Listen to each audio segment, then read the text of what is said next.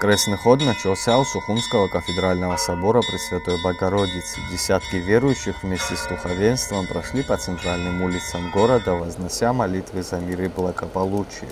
Шествие приурочено к началу Великого Поста и предстоящему второму туру выборов главы государства. Священнослужители призывают жителей к терпимости, единству и мирному разрешению всех вопросов. Вот через неделю начала Великого Поста мы молимся, чтобы был мир и благословение святых Божьих церквей и соединение всех. Чтобы соединились все с Богом.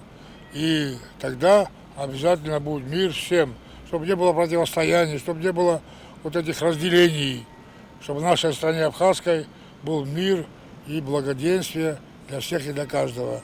На набережной возле здания президентской администрации участники крестного хода совершили общую молитву. Они просят, чтобы этот важный для страны период прошел спокойно, без противостояний и конфликтов.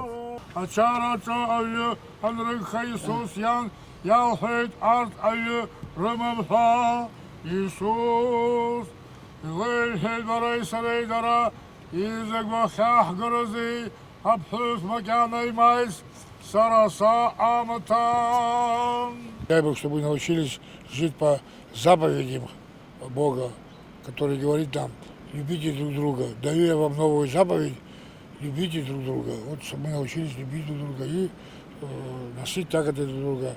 Чтобы в ближайшие дни, которые будут выборы, чтобы выбор был однозначным, и чтобы он был избран для всех и для каждого. Для тех особенно, для тех, кто его не избирал.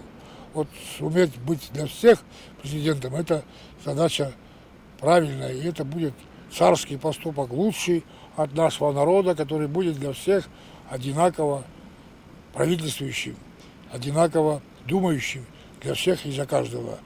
Вот это и есть выбор правильный, полезный для нашей страны абхазской. Завершился крестный ход здесь же, у кафедрального собора столицы. Верующие уверены, что искренние молитвы о мире и благополучии помогут сохранить в обществе спокойствие и согласие. Заур Кварча, Торник Амичба, Абаза ТВ.